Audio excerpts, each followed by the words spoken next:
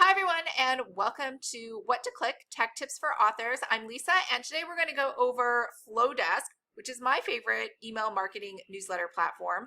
I have a discount of 50% off for you. I will leave that in the description, show notes, wherever you're watching this. And also, I want you to think about using the Pretty Email Kit. This is a Canva tool. I absolutely love it. It has changed the way I do email. It's super easy. I'm going to show you how to do that in Flodesk. And two things. One, there's a lot of templates already built in. And two, I just see all these authors sending out these really long, wordy emails. And sure, maybe some people have time to read that, but most people don't. This gives your audience just a chance to glance, kind of glaze over it, get the highlights, click on things that are important, and then get out of there. So I absolutely advocate this as like the best newsletter builder out there, and I will leave a link for that in the description below as well. Okay, so Flodesk, which one should you sign up for? There are three different tiers. One is free, obviously, that's probably a no-brainer, but that is not email marketing. That's at link in bio. So you know how you can link inside Instagram and it shows you little links for people to go to. Sure, you could use that. I mean, there's tons of services that'll do that for free. I actually use Metricool. We'll do that in another lesson. But over here, you're just going to do the middle tier, which is email marketing. That's all you need. So the really nice thing about Flodesk is you never get charged extra, just like it says, for as many subscribers you want. You could have like 100, 300,000 people on your mailing list. It's not going to cost you anything extra. They're not going to penalize you for growing. And every single other email platform out there, whether it is MailerLite, it is MailChimp, it is ActiveCampaign, they all penalize you as you grow. You're going to have to pay more per month. And sometimes it's actually a lot, like 300. I think I use Drip for my business, and that's totally different. But that's like $650 a month for me to pay for that mailing list.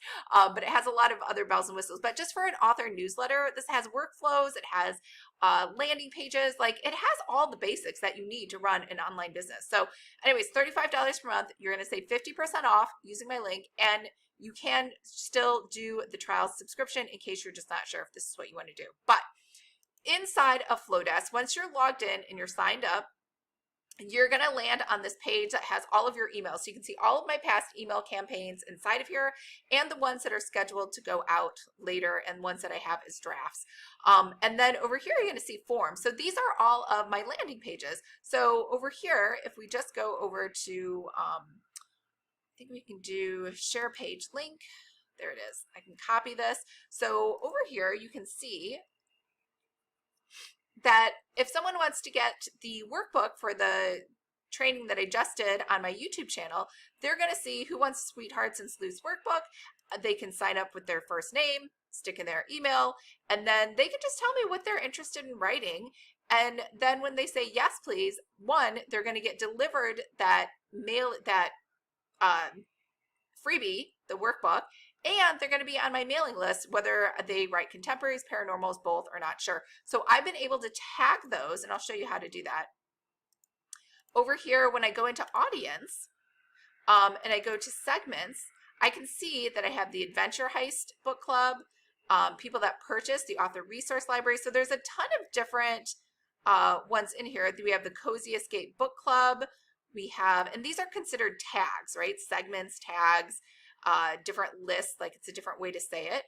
The Cozy Book Club, we have writers in here, we have readers, we have book sweeps. I did a promo, so I have those people in there. So again, there's different ways to tag your audience so that you target the emails when you send them out. Now, for the most part, I pretty much send emails out to everybody, but you know, you can, if I have writer specific things, I will not send them to the readers. So if you go over here to the top right, let's go to overview. Let me walk you through all of this. These are your account details. So when you send an email out from Flodesk, it's going to come out from this email address, and this is like my name, but this is for my account.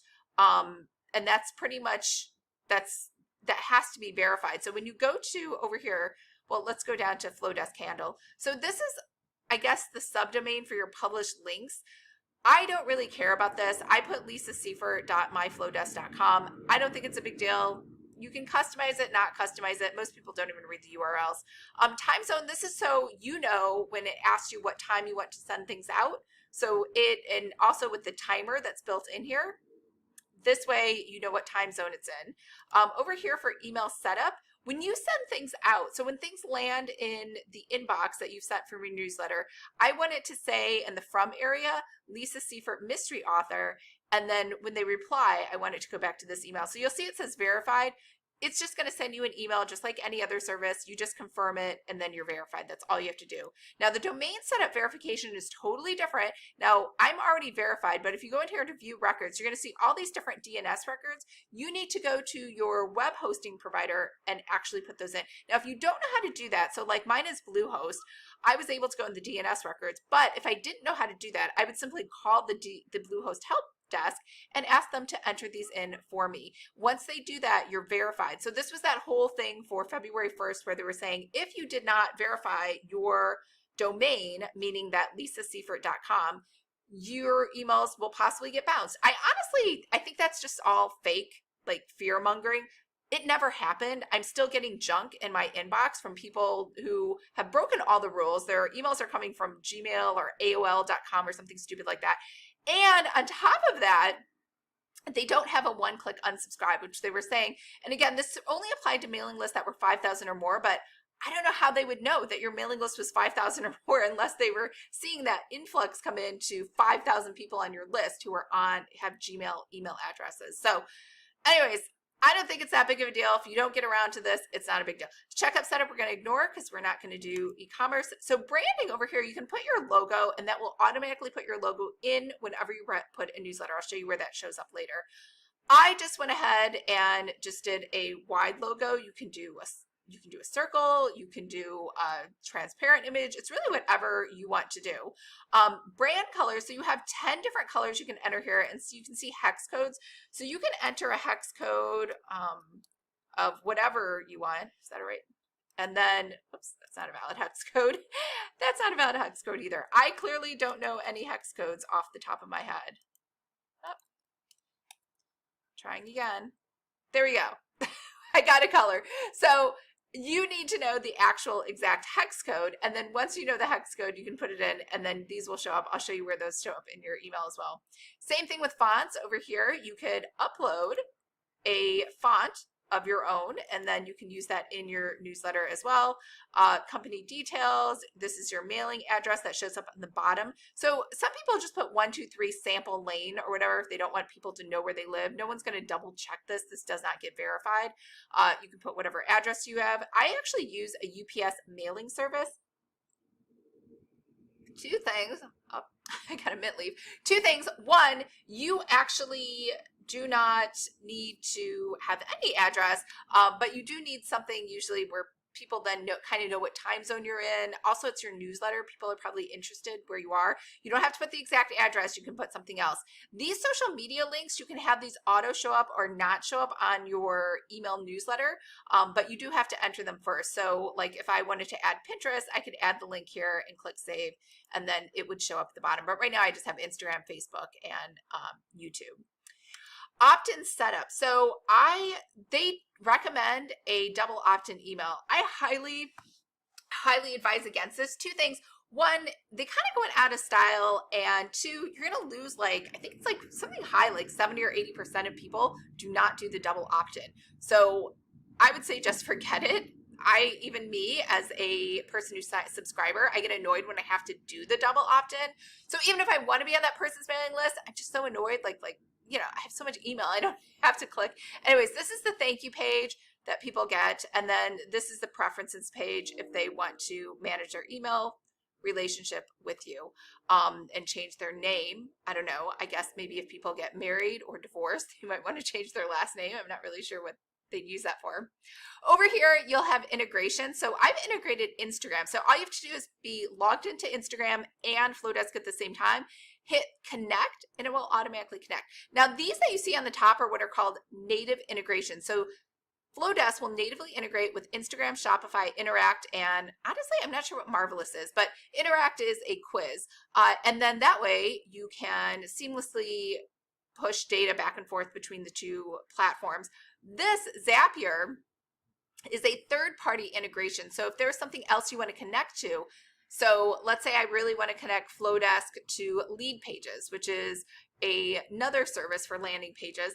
I would have to go through Zapier because there is no native integration for Flodesk. So that is one of my biggest complaints about Flodesk. It does not have like really any native integrations. However, the thing is, the platform for Flodesk is so cheap. And if you're, like I said, for my business, I use Drip because it has a lot of native integrations, but for Flodesk, I don't. And here's mostly the reason why. Flodesk, when you use Zapier or Pabbly, these two services here are third-party connectors. Those third-party connectors charge you every time they have to connect Flodesk to a landing page. So that way, if I was using my landing page of lead pages, which I love, every time someone opts in, I have to pay money to Zapier to send that email over to Flodesk. I think that's crazy. So that is also why I use Drip instead of Flodesk for my business, because I have way more opt-ins over there, a lot of different activity. It just makes more sense to do that there. So over here where it says these are popular favorites from Zapier, what it's telling you is that these are integrations already set up within Zapier. So you pay Zapier and then it will connect Flodesk with Typeform. You pay Zapier and it will connect Flodesk with Squarespace. And remember this, every time an interaction happens, you have to pay. So it has nothing to do with like a one-time integration setup. You have to pay per transaction. So, you know, again, I would, unless you absolutely positively need it, I wouldn't use any of these integrations at all. API keys, we're just going to ignore that because that is something different for another third-party integration that usually they don't have. Your plan and billing, so you're going to see everything in here. So you can see my current plan is 50% off, which you will see the 50% off as well if you use my link in the description. And then it'll tell you my next invoice is October 15th because I do annual. So that's when I'll have to renew and pay for this again. Share Flodesk allows you, this is my affiliate link, so you can also share with your audience or a friend that they can save 50% off, and then you get $19 every time somebody signs up. So that is everything over here in that top right that we saw for Flodesk setup. So let's go ahead and set up your first form. So when you go to my website, you are going to see what is called a pop-up. So over here, this is my pop-up, and it's going to show up, hey, join the weekly edit, subscribe. This pops up after, I think I said 30 seconds on my website, and that's how I get a lot of people. So if we go back, so let's go back over here, oops, to Flodesk, to forms, you can see that 256 people have opted in to my mailing list that way. However, if we go to the inline form over here, where they can just sign up on the website, it's static, nothing happens, I actually don't get a lot of people signed up there. I get 9 people signed up on my mailing list. And that's just the nature of something that's static versus the pop-up. It's kind of like in your face and people are like, oh yeah, I will totally sign up, right? And it's not that they don't want to sign up for your mailing list. Sometimes they just need a prompt and a reminder. And that's why this is a little bit better having that pop-up show up. So when people show up, they get added to a mailing list, or to a segment inside my audience, like I showed you before. So let's go ahead and make a pop-up. So over here on the left, let me move myself, you're gonna see a link in bio. Remember, that was free if you really wanted to use that, or you can use the pop-up. So this was the inline that I had where it just kind of sat static on my page. And here is a full page one, which I use mostly for on YouTube when someone opts in to get a workbook. I use the full page. So the full page means they just land on a landing page. So pop up, so let's just use this first one. We're gonna say customize it. And you have to, the first thing you need to do is pick a segment that you want people to join. So I'm gonna say new fun segment, and I'm gonna say save. Now, over here, I can add a picture, so I can upload one from my website or from anywhere on my hard drive, or I can use one of the free photos on Unsplash. So let's look for books. And you know what, this looks interesting enough. And I'm gonna say join our book mailing list.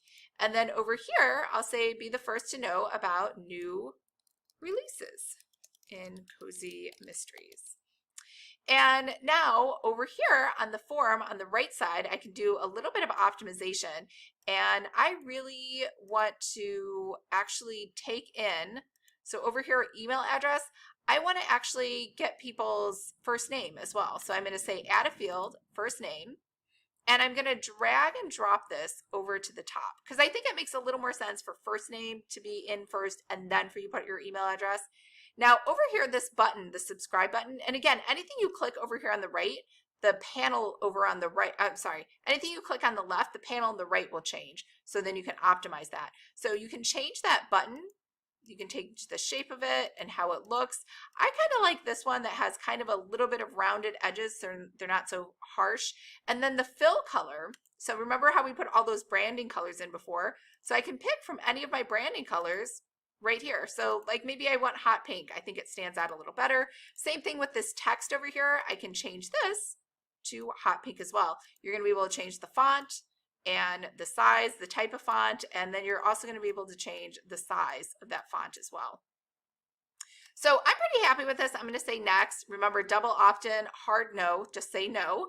And then display this pop-up. I'm going to say after 30 seconds. So let people hang out on my website a little bit before they do that. And then should we show this to return visitors? No, I don't know why you'd ever show this to a return visitor. When subscribers opt into this form, if you want to get an email notification, you can or you can't. I just say don't notify me. I get enough email as it is. And after this form is submitted, you can do one of two things. So one, you can direct them to a success message.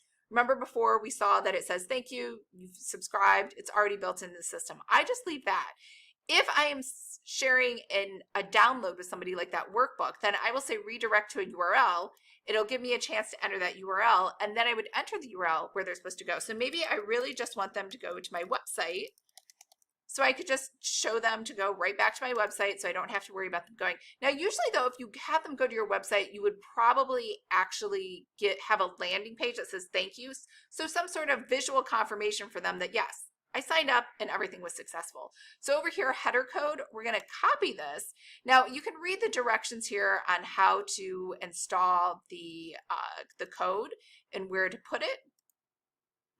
Paste this into your website. So when it says copy and you're like, well, where do I put this? So here it's going to say to put it in the head. Now I have WordPress. So when I go into my WordPress site, I have the Divi builder. So when I go over here, I can go to Divi and I can go to theme options and I can go over here to integration, and there where it says add code to the head of your blog, I would go ahead and just paste that code right over here because that's what it told me to do. Put it into the head tag. So that is the head tag. Now, if you have Squarespace, it's going to have the same thing. You're going to have a place where you can actually put it into Squarespace as well. Other websites show it, Wix, same thing, just look for where to put stuff into the head. They usually have these set up.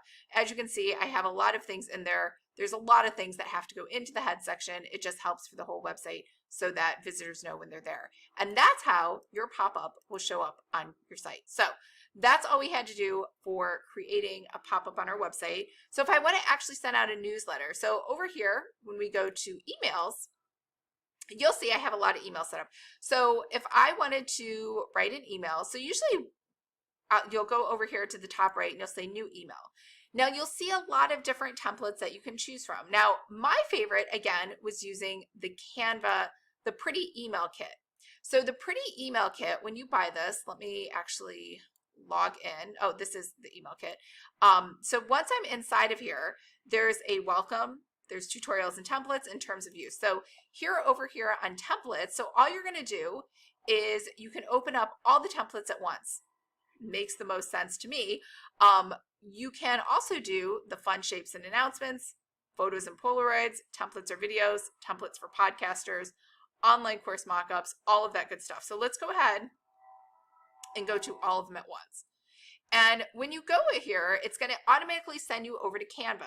Now you don't need Canva Pro. You can have a free Canva account and you can just preview through all of these pages. So I'm going to go ahead and say use template for new design. And here's what I would do. The first thing I would do is I would just call this the master email template kit templates as of February 2024. You're not actually going to edit any of these. This is just your template that you can go back to, so you don't have to keep going into the course to get that link.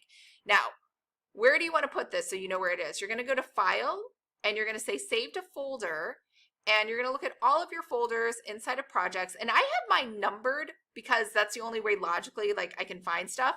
So when I go over here, I'm going to see, I should have a mock-ups. No, I have, where is it?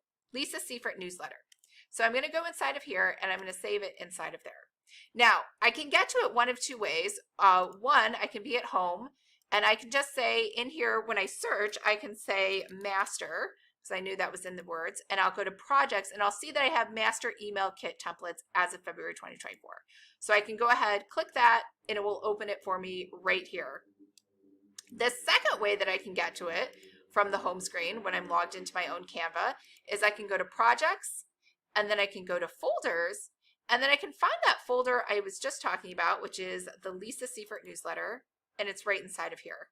So as you start using Canva more and more, you'll notice it becomes just a junk drawer of random garbage. So that's the best way to save it. Even though you might have the greatest stuff in there, as soon as you like open a template to look at it, Canva like saves it for you, and then all of a sudden you have like way more things than you ever wanted inside of Canva.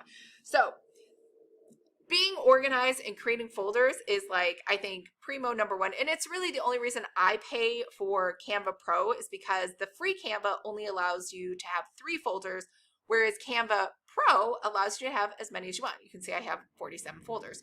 So inside of here, as you can see, I've also numbered these as well, just because, again, it helps me logically to think about things as they're numbered. So anytime you have like a template, I always label templates as 00. And the reason I do that is, one, it'll bump it right to the top inside of Canva. And also because once I see a 00, I know to make a copy, not actually use it. So since this isn't really a Canva tutorial, I didn't want to bore you with how to use Canva. So basically I am just taking that template and I am copying and pasting different pages and just making some edits.